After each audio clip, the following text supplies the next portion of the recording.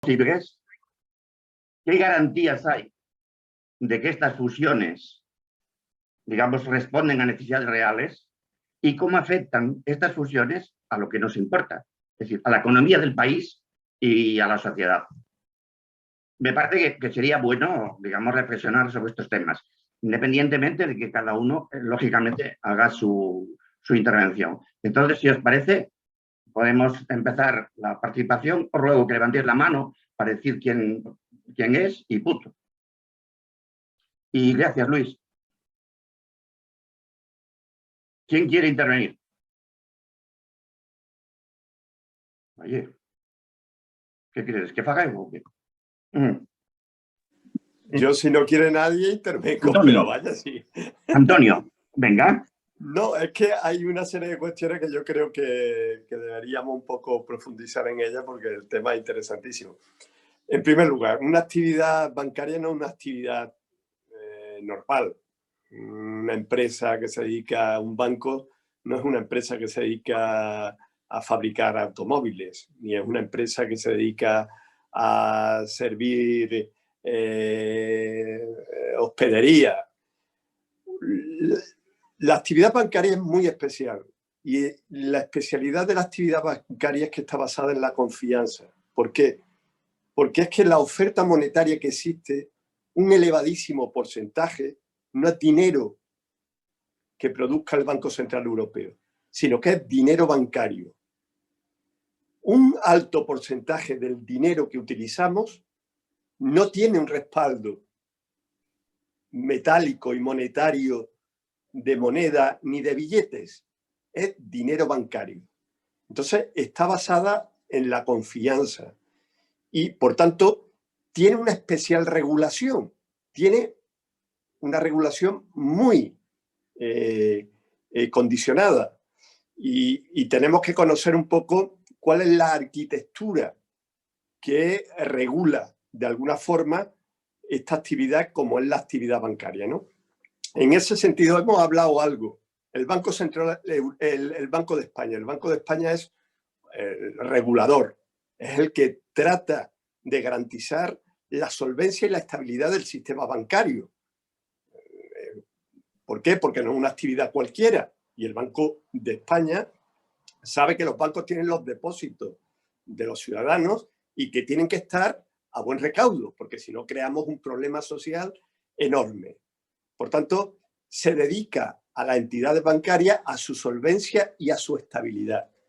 Luego está la Comisión Nacional del Mercado de Valores, que se dedica a regular lo que son los productos bancarios.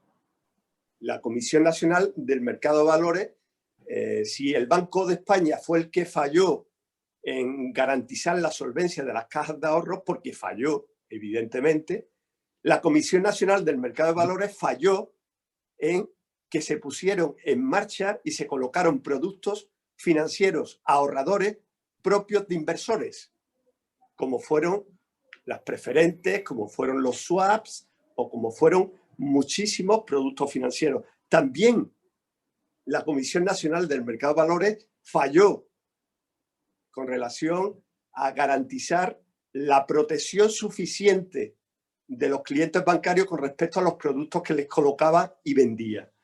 Luego tenemos la Comisión Nacional de los Mercados y la Competencia, que es la que tiene que velar porque esta concentración bancaria no tenga efectos contra la libre competencia.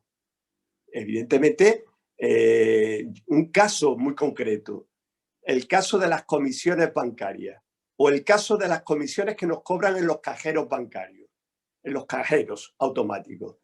Oscila entre 0,50, hablamos de cajeros que no son de nuestra entidad, hasta incluso cerca de los 5 euros en algunos casos, que evidentemente lo que pretenden es que no se utilice y que ING no utilice sus cajeros y que quien quiera tener un cajero cerca sea cliente del BBVA o del Santander o del que sea. Y estamos viendo que ahí no hay un sistema de libre competencia, la competencia no está funcionando. ¿Por qué? Porque cuando funciona el libre mercado y la competencia, los márgenes y las diferencias sigue reduciéndose hasta tender a un coste único, a una comisión universal. Por tanto, también la Comisión Nacional de los Mercados y la Competencia tienen que estar velando y tiene déficit importante. Y ya por último, en la arquitectura ya hay algo muy superior en la regulación, que es el MEDE, el Mecanismo Europeo de Estabilidad Financiera. Eso ha sido una respuesta ante una situación de crisis financiera universal, pero especialmente centrada en países como fue Irlanda, como fue España, como fue Grecia o como fue Italia. Se ha creado un mecanismo que vela, que regula. Hoy en día, la gran mayoría ya de las normativas que se rigen nuestro sistema bancario son normativas europeas. Hoy en día, lo que hacemos es transponer directivas europeas que afectan, digamos, a la regulación del sistema bancario. Y el Banco de España justamente se ha quedado para las más pequeñas, para una parte muy pequeña. Y el MEDE ya tiene un mecanismo a través de un fondo que hemos creado los países de la Unión Europea para que en el caso de que haya una situación de falta de solvencia en una entidad, que no tenga que ser el Estado el que rescate, sino que pueda ser el propio MEDE a través de un fondo especial de rescate que se ha creado. Por tanto, es muy importante esa arquitectura que nos da una visión de la regulación que existe en estos momentos. ¿Qué quiero decir con esto? Que no me preocupa tanto el problema de concentración. ¿Por qué? Porque tenemos mecanismos y tenemos instrumentos que deben de garantizarnos el que el hecho de que se concentren no signifique un oligopolio en, digamos, perjuicio de los servicios bancarios y sobre todo de los clientes bancarios. Yo en ese sentido tengo confianza en que la reestructuración bancaria con el nuevo sistema de regulación europea y del mecanismo MEDE establecido no nos tiene que preocupar, aunque siempre deberemos estar alerta porque muchas veces los propios instrumentos que tenemos fallan también, como falló el Banco de España o como falló la Comisión Nacional del Mercado de Valores o como está fallando la Comisión Nacional de la Competencia en estos momentos. Por tanto, quiero relativizar un poco el problema de oligopolio y las consecuencias que pudiese derivar. Con relación a la exclusión financiera, y voy a concluir, ahora entraremos... es un problema real, los datos son muy significativos. En estos momentos son 4.109 municipios que no tienen ni una sucursal bancaria. Esto afecta a 1.300.000 personas en estos momentos. Eso significa personas mayores en núcleos rurales con ninguna formación digital, con dificultades enormes de movilidad, con obligación de tener una cuenta bancaria para tener su pensión y con dificultades para sacar el dinero. ¿Cómo resolvemos la exclusión financiera? Decimos que haya una banca pública en cada... sería un coste que me lo vaya a permitir y luego hablaremos de la banca pública. Yo creo que sería un coste que no se podría mantener. Es algo que incluso la Unión Europea no permitiría, porque tenemos que saber una cosa, y es que el rescate financiado a través de préstamos de la Unión Europea significó una serie de obligaciones por parte del Estado y de exigencias para cada entidad. Y de hecho hubo planes de actuación concretos que autorizó Bruselas por cada una de las entidades que tuvieron necesidad de utilizar esos fondos y que tuvieron que reestructurarse o fusionarse. Por tanto, la solución es más bancarización. Cuando venimos de un proceso de desbancarización, yo me vaya a permitir, creo que esa no es la solución. ¿Qué soluciones podemos abordar para la exclusión financiera? Hay otras formas que no son soluciones bancarias. Por ejemplo, ya hay algunos municipios y una entidad, ha sido una primera entidad bancaria la que está llegando a acuerdos con correos. Correos, existe un principio universal, postal, que está financiado por el Estado y que obliga a tener servicios postales en todos los núcleos de población, independientemente de si son poblaciones grandes o pequeñas.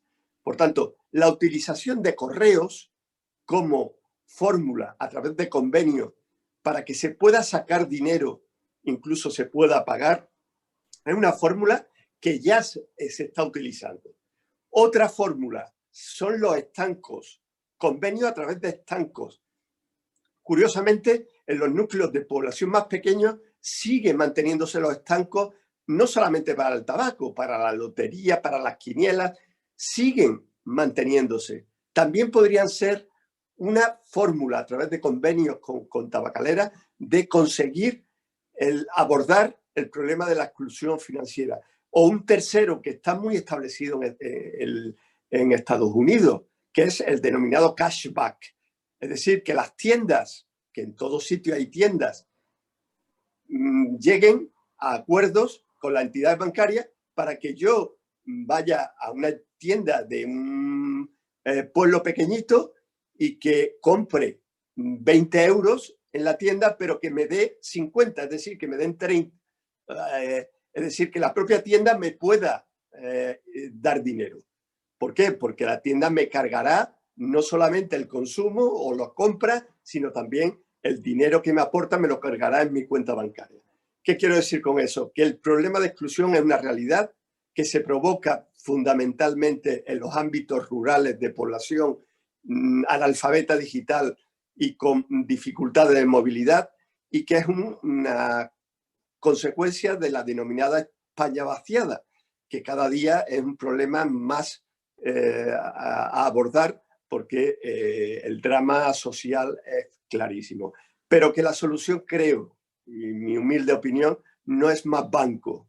La solución tiene que ser otras fórmulas alternativas que justamente no son las entidades bancarias las que tengan que estar allí presentes en esos territorios. Gracias, Antonio. ¿Alguno, quién quiere intervenir ahora?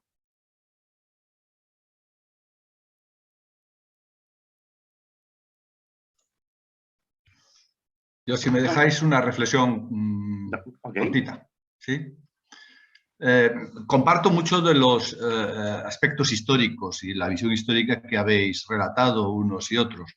Y la realidad es que estamos en un punto que para el usuario final, incluso para los propios trabajadores, pero vamos a centrarnos en el usuario final, es bastante complicado. La realidad es que hoy el costo de una cuenta bancaria es superior a la famosa y temida contribución que tienen los ciudadanos. Es más caro tener una cuenta corriente, que es obligatoria para cobrar la pensión, es obligatorio para pagar los 4 recibos necesarios del suministro de la casa, es más caro en muchos casos que el propio recibo del IBI de un ciudadano. Eso no es normal. Por lo tanto, por supuesto que sí que acepto que el futuro puede ir hacia ahí, pero lo que es necesario es que a los bancos hay que atarlos en corto. Es decir, no puede ser que se produzca un dumping absolutamente consentido. Un banco decide poner una comisión a 50 euros cada 3 meses y los demás bancos ponen una comisión a 50 euros cada 3 meses y nadie dice absolutamente nada, y el Banco de España lo consiente de una forma brutal. Es más, da conferencias de que no puede subir el salario mínimo interprofesional, ¿no? Pero que es mucho menos que todo eso que le están zurrando por ahí. Entonces, los bancos deciden que a las 11 se acaba el servicio de caja, un banco decide eso y todos los demás deciden que a las 11 se acabó el servicio de caja, tengan cajeros o no tengan cajeros. Con lo cual, es decir, esto hace años, yo recuerdo que los grandes bancos se reunían en unas comidas que hacían públicas y de ahí salían las consecuencias para los ciudadanos. Ahora no se reúnen en esas comidas públicas, pero los ciudadanos padecen clarísimamente las consecuencias de las medidas que van adoptando la banca y que, sin ninguna duda, están puestas de acuerdo, porque no puede ser que de casualidad coincidan todos exactamente en lo mismo. Por lo tanto, claro que no funcionaron los sistemas de regulación, pero no funcionan tampoco en este momento. El sistema de competencia no funcionó, tampoco funciona en este momento y no se exige. Se comentaron aquí algunas puertas giratorias. Claro, eso explica que, por ejemplo, ¿cómo es posible que el subgobernador, antiguo subgobernador del Banco de España, sea hoy el presidente de la Asociación de Banca Privada, o que antiguos gobernadores del Banco de España formen parte de los consejos de administración de la banca que nos afectan? Es decir, esas cosas, si no se regulan, el resultado no va a ser bueno, es decir, no puede serlo, porque el ciudadano está absolutamente indefenso ante ese tipo de cuestiones, ¿no? Entonces, el futuro, claro que ha cambiado con respecto a lo que fue. Aún así se echa de menos algunas cuestiones, porque claro, por ejemplo, ahora recurrimos al mundo correos, aquella antigua caja postal. En definitiva, lo que estaba dando era una serie de servicios básicos a los ciudadanos. Hombre, no es exactamente aquello, pero sí parece que se quiere parecer un poco, ¿no? Entonces, dicho todo esto, la realidad es que la regulación, por ejemplo, de Europa se produjo en tanto en cuanto las entidades estaban sometidas y eran, pues cuando Abanca era Nova Caixa Galicia, efectivamente estaba tremendamente regulada. Cuando Abanca es Abanca, porque lo han comprado alguien, aquellas regulaciones desaparecen y actúa como un banco con absoluta normalidad y puede, donde antes se cerraban oficinas, ahora puede incluso abrirlas o comprar o seguir comprando. Bueno, en resumen, simplemente el futuro va hacia un derrotero que creo que ha quedado bastante bien definido. Lo que sí está claro que el presente sigue cometiendo errores de los que hemos cometido en el pasado también muy reciente, que es el control y la regulación de la banca. Esa es mi opinión. ¿Me permitís una cuestión? Sí, sí, claro. Vamos a ver, algo que es muy importante que conozcamos, porque hay regulaciones que luego la banca se resiste a aplicar, pero que están reguladas. Es, por ejemplo, a lo que ha comentado Camilo, existe una regulación de lo que es la cuenta básica de pago. La cuenta básica de pago es una cuenta que una persona que reúna una serie de condiciones tiene derecho a tener sin coste alguno, sin ningún tipo de coste, teniendo domiciliados sus recibos y sacando su dinero de esta. Eso obedece a una directiva europea que se transpuso en el año 2012 a una norma española. ¿Qué es lo que pasa? Yo estoy preguntando en estos momentos al Banco de España cuántas cuentas básicas de pago existen en este país, porque me consta que cuando va un cliente a pedir una cuenta básica de pago sin coste o con coste cero, lo que le dicen es prácticamente que tiene que ser un mendigo, cuando no es así. Tiene que reunir unas condiciones, pero no tiene que ser un mendigo. Tiene que ser una persona donde tenga cobros y pagos básicos y tenga una serie de características y condiciones establecidas en la ley. Por tanto, hay regulación muchas veces que se resiste las propias entidades a ponerla en práctica y que se aprovechan de la desinformación que existe al respecto. Y con respecto a lo que tú has dicho de que los grandes se ponen de acuerdo, antes lo comentaba Luis, en estos momentos las entidades bancarias están, como se dice hablando en mi tierra y vulgarmente, acojonadas.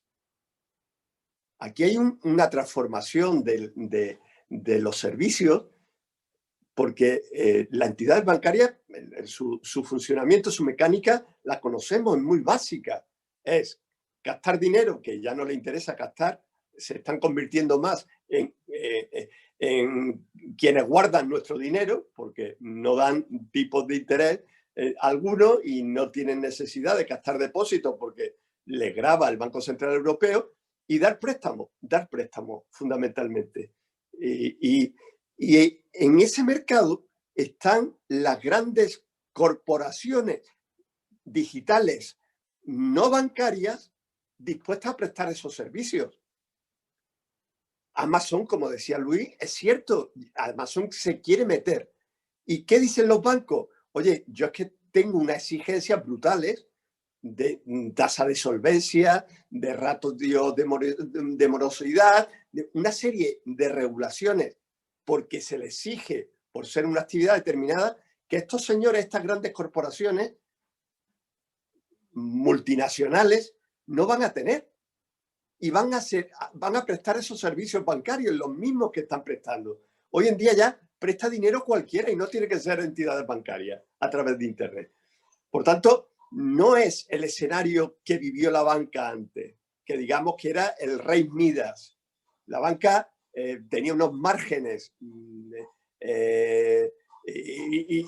y su actitud fue excesivamente codiciosa hasta el punto de abusar de la forma que se puso de manifiesto. La banca en estos momentos está en un proceso de transformación y, digamos, de temor sobre quiénes pueden participar en esa actividad desde grandes corporaciones sin ningún tipo de regulación y con muy pocas limitaciones en estos momentos, porque están en un fenómeno de globalización que difícilmente le van a poder regular. Por tanto, no estamos en la banca de antes. Es una nueva banca, insisto, no es esa banca poderosa, esa banca de grandes márgenes de beneficio, de grandes tasas de rendimiento, de rentabilidad. Es una banca que se está transformando porque las circunstancias le están obligando y que realmente hay que estar muy sobre ella porque se pueden cometer abusos como lo que estamos diciendo. Estamos hablando, por ejemplo, una regulación que se tuvo que poner en marcha en el 2015, cuando CaixaBank dijo, yo, si alguien utiliza mis cajeros, yo le cobro una comisión. Y durante medio año estuvimos con entidades que cobraban dos comisiones. Una, el propietario del cajero, y otro, el emisor de la tarjeta. Pues se tuvo que regular rápidamente. Se reguló y se creó un sistema por el cual solamente uno puede cobrar la comisión, que es el propietario del cajero. Y en todo caso te lo puede traspasar o trasladar el titular o el propietario de la tarjeta. Pero esa regulación al final, ¿qué efecto ha tenido? ¿De reducir las comisiones? Pues justamente no. El efecto ha sido al contrario, de aumentar, porque ahora había una fórmula de colaboración entre entidades bancarias que se dejaban utilizar sus cajeros, que ha desaparecido y ya se está utilizando cobrando una única comisión, ampliando el montante de la comisión y que realmente es porque no funciona el sistema de libre competencia. Por tanto, habrá que estar muy con los reguladores, con la Comisión, con el Banco de España, con la Comisión Nacional de los Mercados y la Competencia, sobre una actividad que nos afecta a todos, que nos vemos obligados a ser usuarios de la misma y que está en un proceso de transformación vertiginoso. Y eso es lo que quería comentar. Gracias, Antonio. A ver si somos capaces de ser cortos para que todo el mundo pueda intervenir. Fernando Baena, ¿querías intervenir? No sé, alguien levantó la mano. Fernando Baena, ok. Dale a alguien. ¿Qué tal? Buenas tardes a todos. No, yo al hilo de lo que estáis diciendo, pienso en voz alta qué pasará en cuanto los tipos de interés vuelvan a subir, porque parece que se está especulando en esa línea de que próximamente puedan subir y tal vez la banca actual deje de ser una prestadora de servicios a comisión y se convierta otra vez en entidades de préstamo, que es el negocio bancario por excelencia. Simplemente es eso, ¿no? Los tipos de interés puede ser que sean la salvación de la banca tradicional. Gracias. Bueno, a mí me pusieron de moderador, entonces yo hago de moderador, no te voy a responder. Si alguien quiere responderle a Fernando. Ok, Antonio.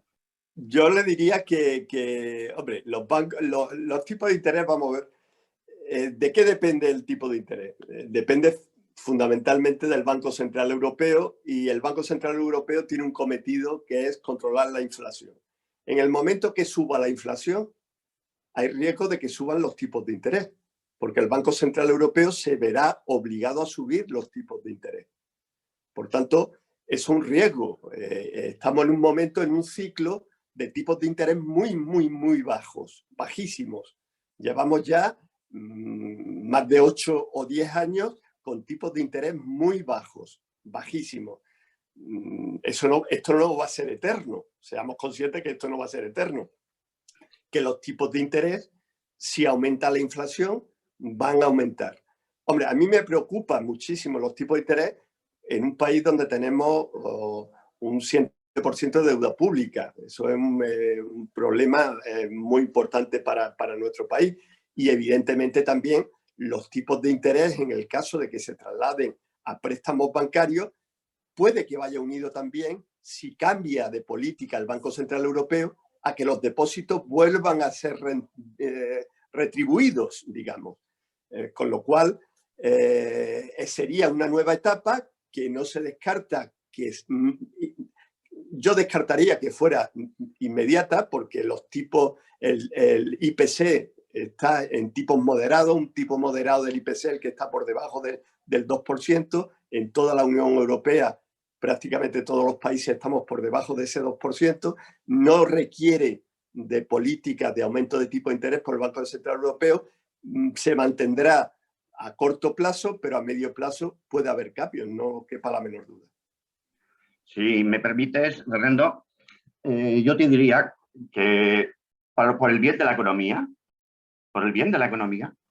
y digo de la economía europea, es necesario que suban los tipos de interés y que suba la inflación.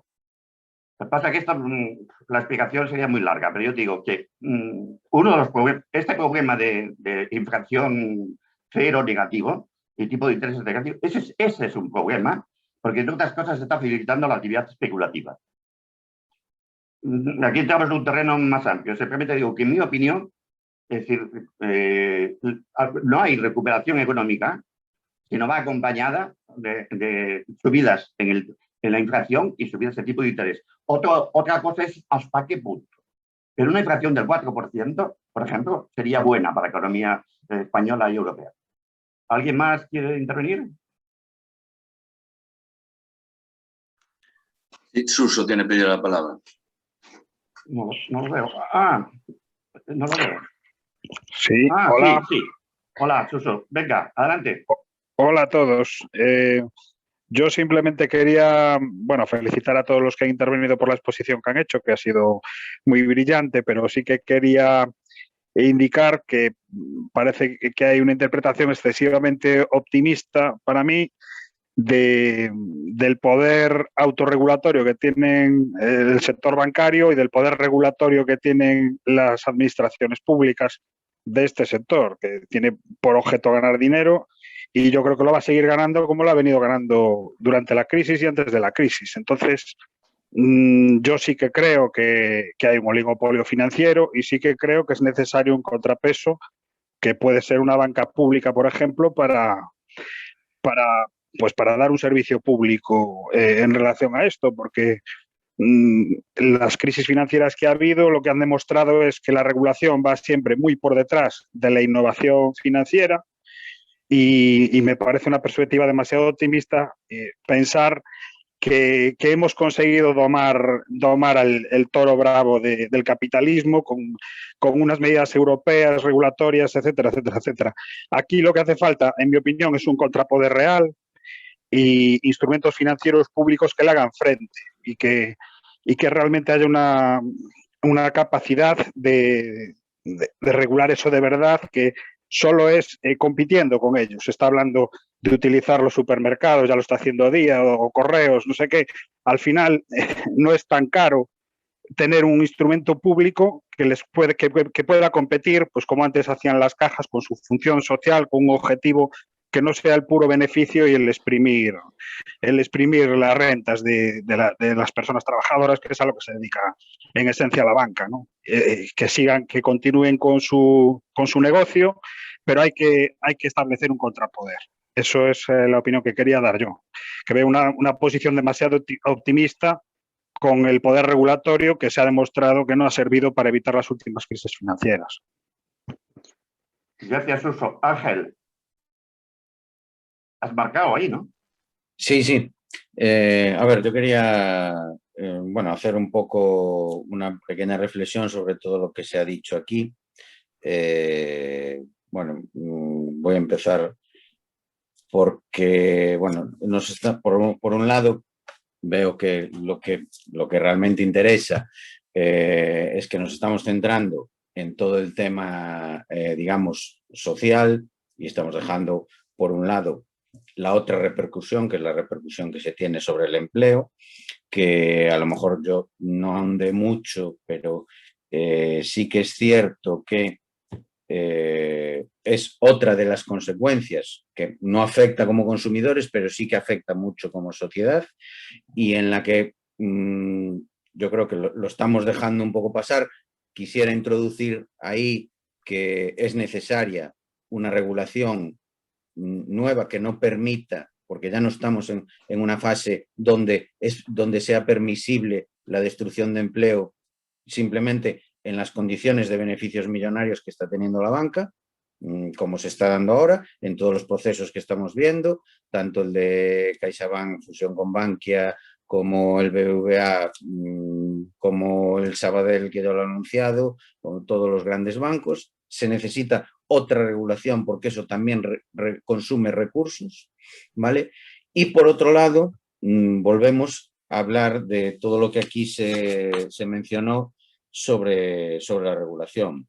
Yo estoy bastante de acuerdo con lo que acaba de decir Suso, fundamentalmente con que volvemos a ver que falla la regulación pública, volvemos a ver que vuelve a fallar el Banco de España, vuelve a fallar la Comisión Nacional del Mercado de Valores, vuelve a fallar la Comisión Nacional de los Mercados y la Competencia.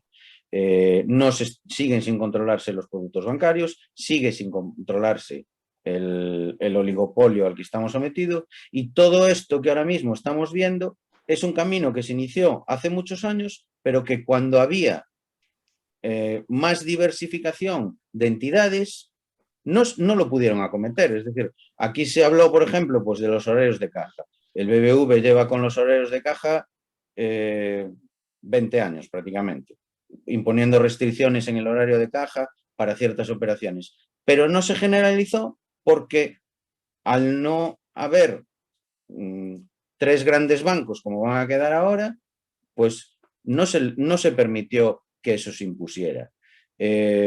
Son ciertas cosas que sí que es cierto que siguen fallando y que hay que volver a regular también. Entonces, es muy importante, desde mi punto de vista, la regulación, tanto para los procesos de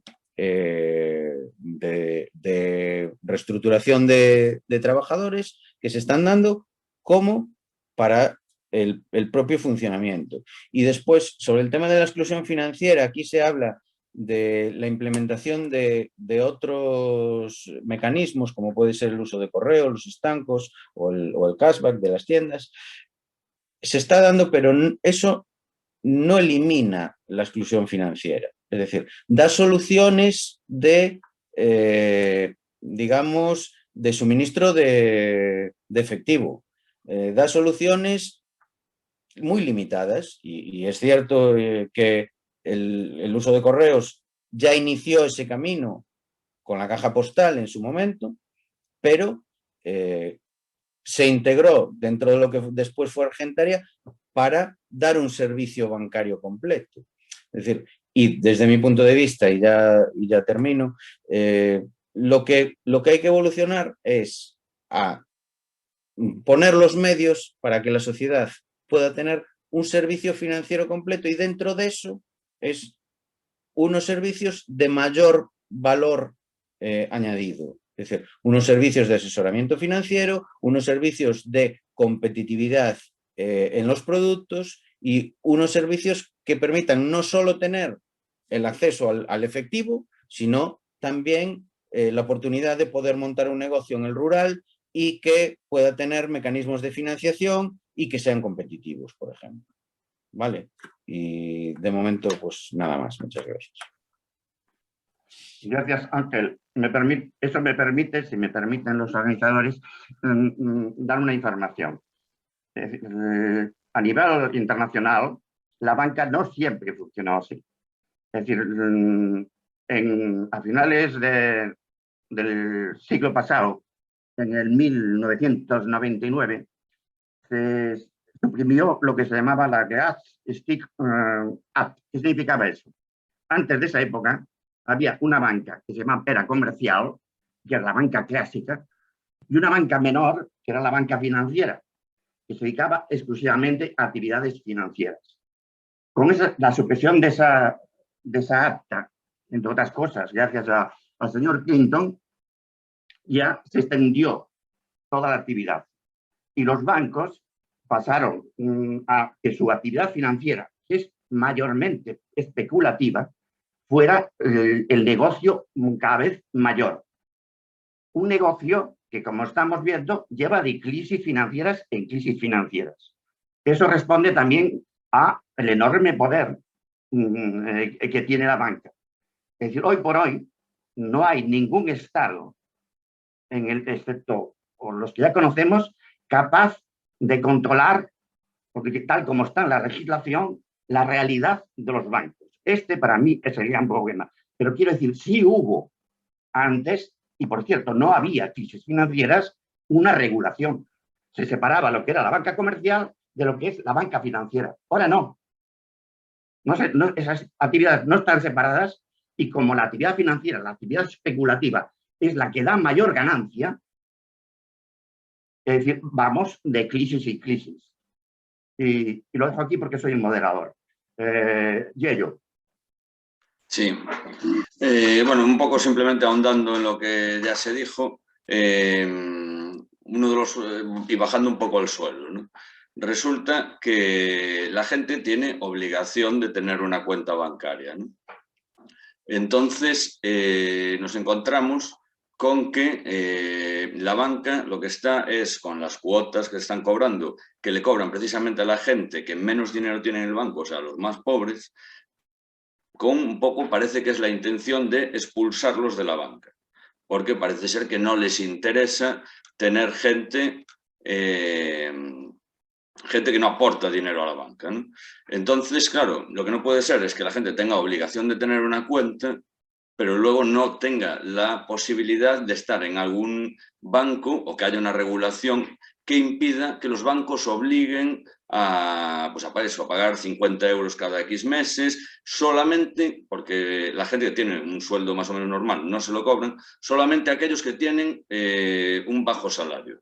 O sea, con lo cual, la banca, al eliminar las cajas, que eran los que tenían la obra social y un poco el cuidado de la gente, no, porque las bancas nacen precisamente para atender las caixas, o las cajas, para atender a esa gente con menos pudiente, pues claro, al eliminar esa obra social, esas cajas, nos encontramos con una banca a la que no le interesa la gente con poco dinero, ¿no? Y entonces se está produciendo una expulsión, esa es la realidad. Puede haber normativa, como se dice, pero nadie controla esa normativa y que se aplique esa normativa.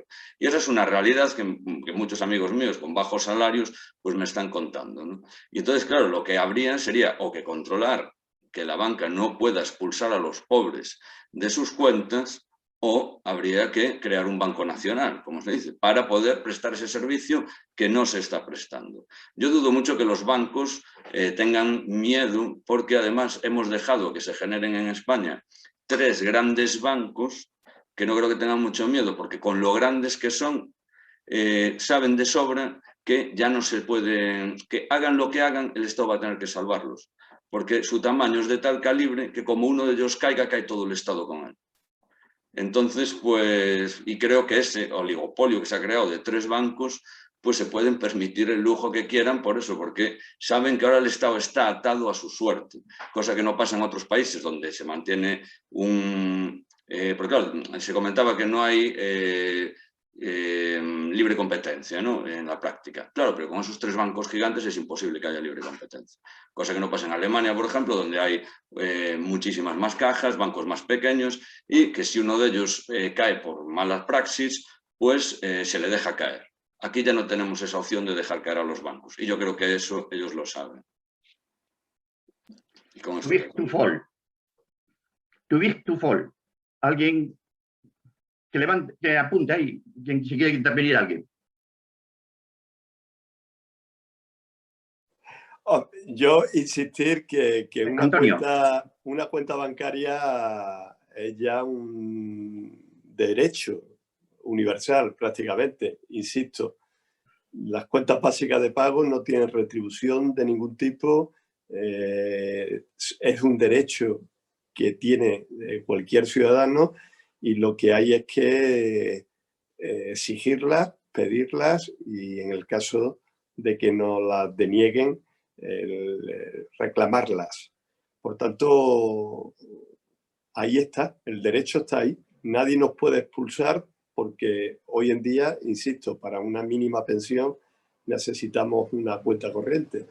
Con lo cual, ese derecho universal está ahí establecido y el coste es cero. ¿Qué es lo que pasa? Que los bancos, evidentemente, tratan de colocarte aquella que te puede cobrar comisión. Y te dicen que no, pero la cuestión es que a través de las asociaciones y a través de los particulares podamos exigirlo, ¿no? Yo lo he hecho para mi propia madre. Mi propia madre le estaban cobrando ya de buenas a primeras 15 euros cada mes por tener la cuenta abierta. Entonces se fue a la propia entidad, se dijo, oye, ¿y por qué no una cuenta básica de pago con una pensionista que cobra 600 euros al mes y que no tiene ningún tipo de operación ni de préstamo ni de nada por el estilo? Evidentemente la entidad bancaria eso no lo ponía fácil, no lo puso fácil, pero al final es un derecho que todos tenemos, aquellos que reúnan una serie de condiciones y que evidentemente se reducen a unas operaciones concretas en la propia entidad. Gracias, Antonio. Rogelio. Sí, yo lo que me pregunto, y ya hubo varias intervenciones al respecto, es ¿por qué no una banca pública? Una banca pública que preste una serie de servicios y que tenga una proyección social como tenían antes las cajas. Aquí pues, se produce una concentración bancaria de determinados bancos privados, pero yo creo que lo que se está viendo actualmente, sobre todo ahora cuando se habla, bueno, a ver si Correos puede sustituir pues, a entidades, etcétera. Lo que se está viendo ahí claramente es que se precisa algún otro tipo de servicio que esté más pendiente, digamos, de la población y, por lo tanto, yo creo que se está viendo perfectamente que se necesita una banca pública, ¿no? Comentar que una banca pública, si me permitís, perdón, moderador. Sí, no hay ninguna otra intervención. Dale. Existe una banca pública en este país. El ICO es una banca pública. Lo que pasa es que es una banca pública que trabaja para otras entidades bancarias. En estos momentos está el ICO inyectando liquidez por más de 200.000 millones de euros. Si no existiera el ICO, hubiéramos estado totalmente sin liquidez y las empresas no hubieran podido subsistir. Y hubieran caído muchísimas más de las que han podido caer con esta pandemia. Por tanto, existe una banca pública que lo que no es una banca pública territorializada, sino que es una banca pública que trabaja en colaboración con otras entidades y que no admite depósitos, porque no es esa actividad la que desarrolla.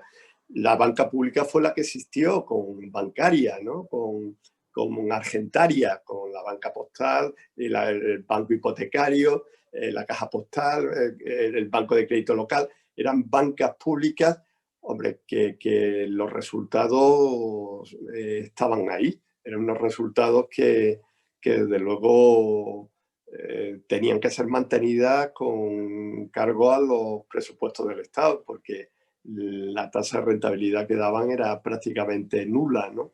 Con lo cual, en estos momentos, insisto, hay banca pública, pero con una labor fundamental de inyectar liquidez a través de entidades bancarias y de asumir riesgos a través de los avales, que es lo que se están dando hasta prácticamente el 90% de los préstamos que se han formalizado durante la pandemia. Carlos Nemesio, perdóname un segundo. España es de los países de la Unión Europea que menos sector público tiene la banca. Público o colectivo. Es decir, el sistema bancario español es de los que en Europa menos presencia pública o colectiva, tipo cajas, por ejemplo, Alemania, tiene en la Unión Europea. Carlos Nemesio. El micro. Hola, buenas noches a todos y a todos. Sí, a propósito de lo que hablabas, Manuel, ¿no? Manuel, sí. Sí, Del yo sí, 68, Manuel. sí, 68,5%, hablaba antes Antonio del mercado bancario que está concentrado. Yo lo que querría era un poquito ajustarme a la nomenclatura de la conferencia, agradecer que tengamos la posibilidad de ganar conocimiento todas y todos con un tema tan de actualidad, tan de siempre, porque hablamos de las cosas del comer, que es la chicha, es lo importante. Y claro, dice la banca un problema social, y creo que es innegable que hay un verdadero problema social con la banca, pero verdadero problema social. Y pues no le falta razón a Antonio cuando habla de 3 crisis desde el 2008-2011. La primera, pues la que todos sabemos, el crecimiento rampante del neoliberalismo. No deja de ser una casualidad que esos 70.000 millones, 67, 70, estén un poco en simbiosis, sea un poco de basculante, porque claro, aquí nos vendieron el tema de la austeridad, que al final se trasladaron en recortes en otras políticas, porque es que yo creo que es un vaso comunicante el tema de la mala gestión de la banca con el tema de las políticas que han favorecido esa mala gestión. Es que a mí no deja de enervarme que si tú aportas millones de financiación a un sector que no ha hecho bien los deberes, pues es difícil que el comportamiento vaya a ser ejemplar. Y aquí, al final, una de los epígrafes que venía para convocar lo que es la conferencia era la banca como negocio y no como servicio. Y es que, claro, cogiendo una frase antes de que comentaba Antonio, del que el sector bancario tiene un valor fundamental, que es el de la confianza, pero a mí también me gusta dar valor fundamental a la palabra. Y la palabra confianza es una palabra muy grande. Entonces, claro, cuando tú la confianza tratas de imponerla, porque aquí la banca de siempre ha tenido un contrato social con la ciudadanía, con la gente. Entonces, en la balanza de ese contrato social, que son 2 partes, la banca y el ciudadano, y claro, tú cualquier contrato tienes que manifestar la buena fe. En el momento que la gente se siente pues estafada, se siente defraudada, se siente que el servicio no es tal, sino que es más imposición que servicio, pues es muy difícil sostener esa teoría. Y eso lo dejo un poquito ahí a modo de reflexión a propósito de lo que estaban antes comentando. No sé cómo lo veis vosotros, pero claro, el tema de la exclusión financiera, que ahora están utilizando otros servicios como puede ser, lo anunciaba también Antonio, correos, tabacalera. Sí, pero es que claro, la gente, hoy es día 1. Yo pasaba hoy por la calle y es que había más de 20 personas fuera de una oficina bancaria. Y casi todo gente mayor. Y la verdad es que te viene un poco el alma al suelo porque yo más de una vez y más de 2 y más de 3 le he explicado a un señor cómo funcionara el cajero, porque vas por ahí y te sale y digo, pues sí, no se preocupe, yo le enseño. Y claro que esta tercera crisis que sufrimos, que es la de la pandemia, que nos ha pillado un poco fuera de juego a todos, yo creo que ahí la banca no se está portando bien con la ciudadanía y yo creo que hay que decirlo así abiertamente. No se está portando bien con sus propios empleados y no se está portando bien con la ciudadanía. Y no creo que sea nada malo decirlo, porque yo creo que es que si tú haces una diagnosis acertada del problema y aporta a todo el mundo sus opiniones y lo que considera que deberían hacerse, pues creo que es positivo para todo. Y obviamente yo creo que hay que mejorar cosas, si sobre todo lo planteamos desde el punto de vista del servicio repercutido en el ciudadano.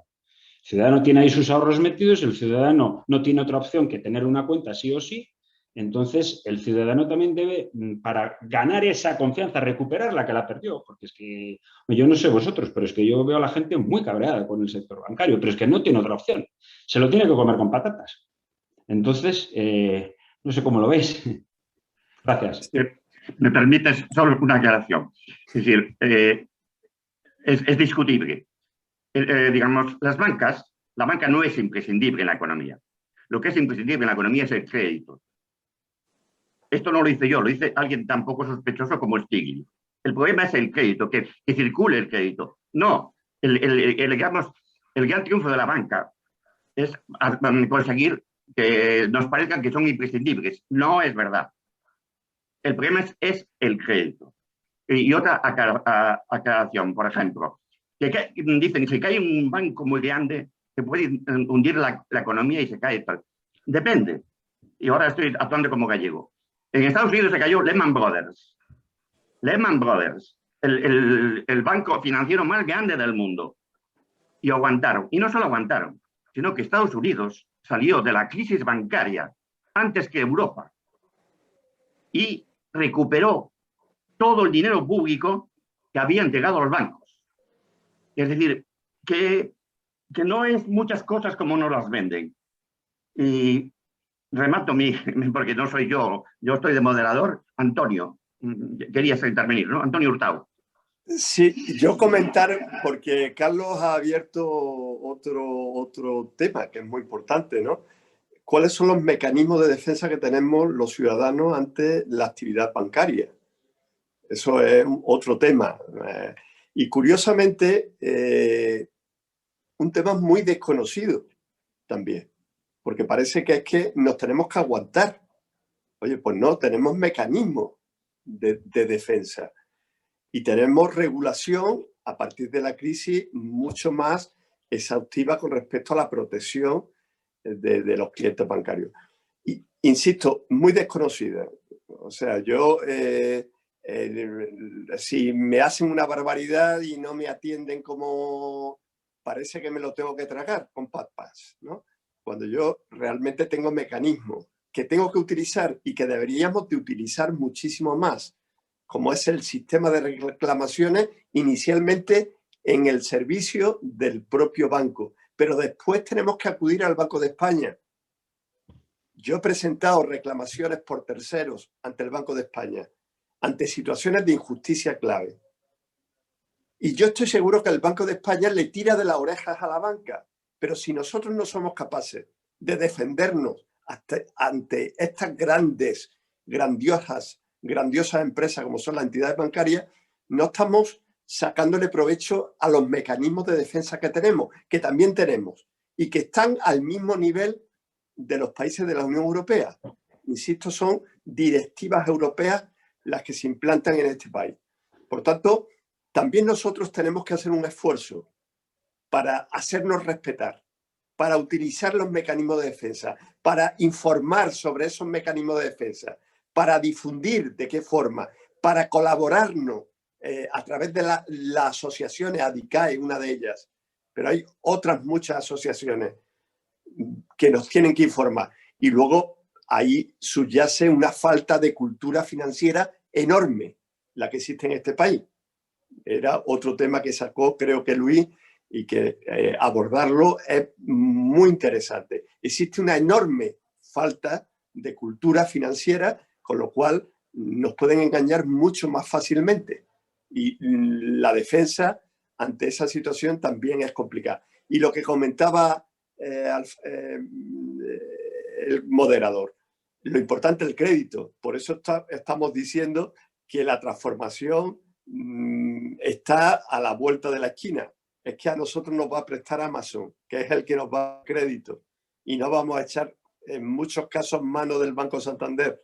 Ese es el temor que tiene en estos momentos el Banco Santander o el Banco BBVA, que las grandes corporaciones internacionales van a ser las que presten crédito, las que den crédito, que tienen menos regulación y tienen más posibilidades de garantía por actuar en un ámbito de globalización y prácticamente de dominación. Entonces sí que vamos a entrar en auténticos monopolios u oligopolios, no solamente nacionales, sino internacionales. Y eso es un problema derivado de que lo importante es el crédito, no el préstamo bancario.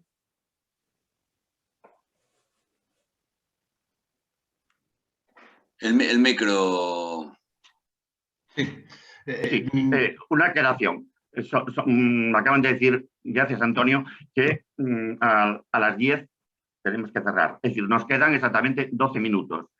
Creo que, digamos, que Luis Brasco quería hablar, pero márcame la señal y entra.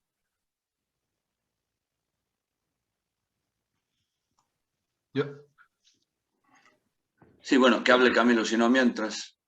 Bien, pues Camilo, pero es que hay una señal de que Luis Blasco quiere entrar, pero parece que no consigue. Bien, Camilo, al que sea. Sí, voy a intentar ser muy breve y también con un comentario de actualidad al hilo de lo que Antonio me comentaba, ¿no? Y es centrarme en este último año.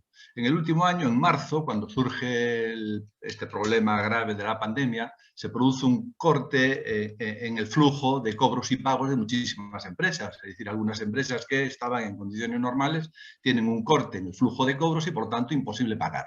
Reacciona muy bien el gobierno en ese momento a través de una línea pública de crédito a través del ICO, poniendo a disposición, os acordáis, 140.000 millones que después se fueron a más, y que son los que la banca utiliza, porque es con el aval de esos 140.000 millones donde presta a las empresas. Y por lo tanto, en marzo del año pasado, del año 2020, se vivió una situación que nada tiene que ver con la que se vivió en el año 2008, donde la banca, como no tenía ese respaldo público, lo único que hacía era cortar el grifo, cortar el crédito, y las empresas caían y cerraban una detrás de otra, y la consecuencia ya era en cadena de las que hemos comentado y nos ha tocado vivir, por desgracia. Este año 2020, el hecho de que existiese una política pública de crédito como existió, nos llevó a una situación radicalmente distinta, aunque no fueron los bancos los que prestaron, fue el ICO a través, efectivamente, de las entidades financieras, pero si no, no hubiesen dado un duro. ¿Y por qué digo esto? Porque es la prueba evidente que estaremos un año después. Un año después, cuando los créditos ICO han sido utilizados normalmente para 12 meses, porque era en el mejor de los casos, ¿no? Financiar 12 meses como aguante, se producen renovaciones de crédito, los bancos cortan el grifo. Dicen, no, aquí o hay más crédito ICO, o me dan más aval ICO, o yo de mis riesgos no pongo un duro. Y entonces ahora volvían a surgir los problemas y tuvieron que volver a ampliar línea a través del ICO para que las empresas tuviesen funcionamiento, porque no se había recuperado el flujo de cobros todavía. Entonces, la banca, claro que su función fundamental es el crédito, y no lo ejercen. La realidad es que no lo ejercen, porque el riesgo no lo quieren asumir y se han acostumbrado, y les resulta muchísimo más cómodo, la vía del servicio por la vía de comisiones. Se han convertido en meros comisionistas y les sale mucho más rentable dar una operación de ICO quedándose con un diferencial que no arriesgar su operación, como hacían históricamente. Por lo tanto, la necesidad de esa banca pública, de una u otra forma, vamos, Antonio, se le puede disfrazar como se quiera, pero es absolutamente imprescindible la existencia de esa banca pública, porque es que si no, la banca no actúa y ahora mismo estarían, ese 12% del PIB que cayó, pues estaría afectado, pues no sé, a un 35% de las empresas estarían absolutamente quebradas porque no tendrían disponible para seguir viviendo, si no fuese por esa banca pública. Perdón. ¿Me va a permitir, Camilo, a lo que acaba de decir? Antonio, es que Luis quiere... Vale. No, le digo, es que quedan 8 minutos. ¿Te importa cederle el Luis Blasco? A ver si consigues entrar. Bueno, Antonio, que Luis no Bueno, a lo que ha dicho Camilo, la reflexión muy interesante. A ver, el ICO, en este caso el Estado, es el que está resolviendo el desastre que produce la pandemia. 200.000 millones de euros inyectados de liquidez, con un aval entre el 80 y el 90% con cargo al Estado. Esto va a significar que ahora mismo un aval, pero luego aquellos que no puedan pagar, evidentemente será un coste que tendremos que pagar todos. Pero ¿hasta qué punto ha cambiado la circunstancia? Antes de la pandemia existían líneas ICO con avales del Estado. Pero cuando tú ibas a un banco, el banco quería vender sus propios productos y no te querían colocar el ICO. Y él decía, no, yo te doy un préstamo mío, no tiene que ser del ICO, a un tipo de interés determinado. Entonces la banca tenía a los ICO como productos que trataban de no colocar, porque preferían colocar lo suyo propio. Ante la situación de crisis y ante la situación de dificultades de la empresa, desde luego la banca no hubiera dado ni un céntimo. Ni un céntimo. Y ahora sí colocan los ICO. ¿Por qué? Porque ellos no están dispuestos a dar. Porque el nivel de riesgo que asumen es tan elevado que ellos prefieren no conceder préstamos. Entonces, ¿qué conclusión llegamos? Que ante una situación de extrema necesidad como es la de la pandemia, si el Estado, si el gobierno no se llega a implicar, evidentemente las consecuencias hubieran sido 20, no, 100.000 veces más dramáticas que las que estamos viviendo en estos momentos. Y que la banca, ante una situación de enorme riesgo, se lava las manos, entre otras cosas porque son empresas privadas y no se les puede obligar. En esta situación ha funcionado la banca pública, que es el ICO, y la banca pública, a través de las propias entidades bancarias, con, digamos, la capacidad instalada de las propias entidades bancarias, se han valorado las operaciones, se han visto la viabilidad de las empresas y se han colocado préstamos que han sido los que han inyectado la liquidez. Por tanto, creo que el sistema, y quiero decir, a nivel europeo, ha sido enormemente valorado lo que se ha hecho en España. La concesión de las líneas ICO son ejemplos que la propia Unión Europea pone a muchísimos otros países de dentro y de fuera de la Unión Europea, porque ha surtido efecto y no quepa la menor duda, se ha asumido un riesgo enorme que tendrá sus consecuencias, pero que las necesidades y la implicación del gobierno ha sido decisiva para que, digamos, las empresas se vean aliviadas con la inyección de liquidez de 200.000 millones de euros, que estamos hablando del 20% del Producto Interior Bruto de este país.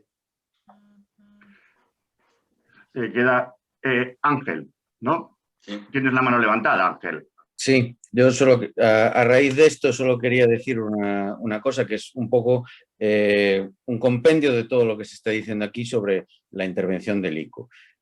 Bueno, no vamos a entrar en detalles que yo podría contar sobre irregularidades que han cometido los bancos en la concesión de préstamos ICO, metiendo créditos fallidos incluso o dudosos en esa financiación. Evidentemente, la intervención del Estado ha sido fundamental para una salida distinta de esta crisis, fundamental, pero eso lo ha puesto en manos de la banca privada. Y lo que se reclama es que donde hay esas deficiencias de control, haya una banca pública que complemente todo el ciclo y que dé no solo ese crédito, que la participación pública en este caso se limita a la financiación, pero sino también que aporte servicios para hacer una competencia real a la banca privada. Carlos, y quedan 3 minutos. Sí. Hola. Sí, te oye, Carlos. Sí, yo... No eres tú, el otro Carlos, que levantó una mano. Sí, Nada, que yo pensé que ya ya... no lo había visto. No, pero... Perdona, es que... A Levantar propósito la mano, de lo que estáis hablando de que, bueno, sí, de la encomiable labor del Estado y del Gobierno al frente por el tema de la concesión de los fondos del ICO, pero sí que ahí hay una cuestión que, claro, yo es que siempre tengo una obsesión por las palabras y cuando comenta Antonio lo del tema de que, claro, si el Estado pone los ICO, pero al hilo de lo que decía Ángel, ponemos en manos de la banca privada, esa que se lava las manos, esa que coloca sus productos, claro, ¿cómo vamos a confiar? Es que ya, utilizando solo las palabras, son incompatibles. O sea, no puede ser colocar sus productos y lavarse las manos con tener confianza con la banca privada. Y obviamente pues tenemos el problema social. Nada más. Ellos asumen de media entre un 10 y un 20%. O sea, la banca privada está asumiendo parte del riesgo. No en su totalidad, porque el 80 o 90% de media suele ser del Estado, pero está asumiendo parte de ese riesgo. Por tanto, no lo va a colocar a cualquiera porque sabe que la quiebra de cualquier empresa y la morosidad de la misma le afecta también, en menor medida, pero le afecta.